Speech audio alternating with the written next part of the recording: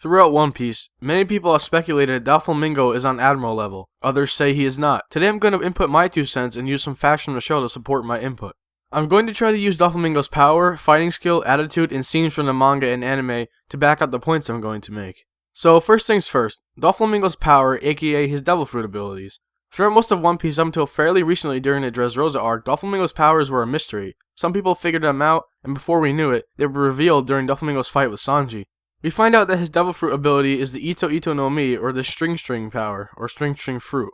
Some examples of when he used his power and we didn't know exactly what it was when he stopped Orz's leg, cut it off, and floated over his head in the Marineford arc, when he stopped Diamond Jojo of the Whitebeard Pirates with ease while fighting Crocodile, and when he clashed with Smoker and kept moving his fingers rapidly and cutting the fuck out of Smoker. This helped us address his true fighting ability and strength later on.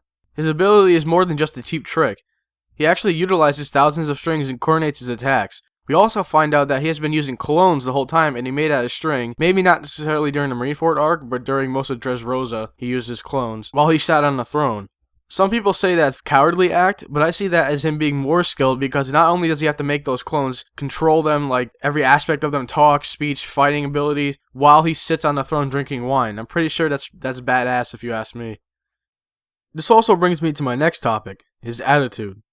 Doflamingo clearly doesn't give 2 shits since he sent out his clones to do his dirty work while he sat back on his chair, drinking wine. For the most part, Doflamingo has been known for his laid-back attitude wherever he goes. Some examples of this can be found during the Marineford arc and the Dressrosa arc. Even when he faced Admiral Fujitora during the Dressrosa arc, he acted like he could kill Fujitora at any time.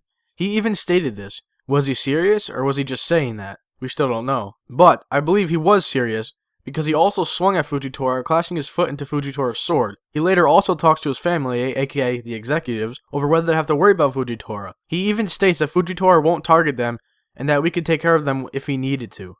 Although he says this about Fujitora, but he seemed to have a different approach when it came to Admiral Akagi when he clashed to Punk Hazard. We still don't know if he felt that he wasn't a match for Akagi, or ex-Admiral Akagi, or if he just didn't want to be bothered at the time, although most people speculate he was just playing it off and would be defeated by Akagi in the end.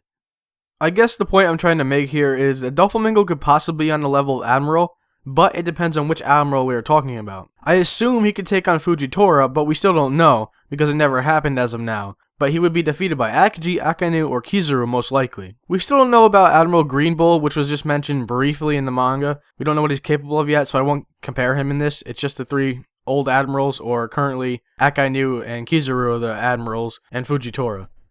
So in the end, I guess it comes down to what we've seen during the fight scenes in the anime and manga. For example, Doflamingo has fought and nearly killed Law, took out Sanji with relative ease, fought Luffy, which is currently still going on in the manga at this time, challenged Fujitora, and taken all of Dressrosa hostage. So just a heads up, this is where the spoilers come into play. I'm going to put an annotation or a link or some kind of graphic in the video here so that you guys can skip past the spoilers part. The spoilers have to do with Luffy versus Doflamingo and Law and what's going on in the manga right now, which if you haven't caught up to that, then don't watch this part. And like I said, skip it right now. I'll give you about 5 seconds.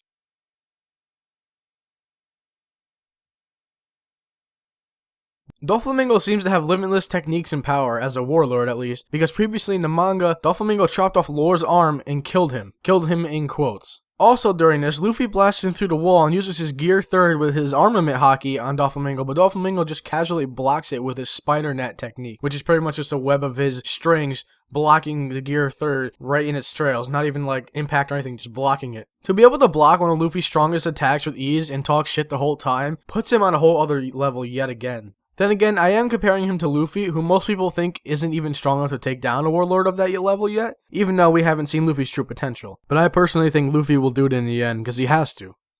What I'm trying to say in this video is that it's kind of unclear how strong Doflamingo is exactly, because at the current time in the show, Doflamingo is still revealing new techniques and power, and you really can't compare him to the title of Admiral itself, but you can compare him to individual admirals. When it comes to Fujitora, I think Doflamingo can be classified as Admiral level. When it comes to people like Akainu, Akagi, or Kizaru, I think he is not on Admiral level. I could just be underestimating Fujitora, but by the way things played out for him, I honestly feel that Doflamingo wasn't lying when he said he could take Fujitora out. I think the battle would be intense and a close call, but I can definitely see Doflamingo taking him out in the end just because of the type of villain he is and the new powers he has.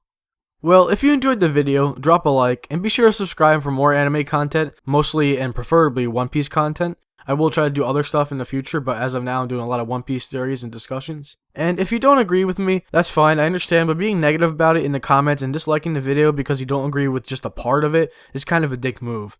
Anyway, thank you guys for watching, and peace.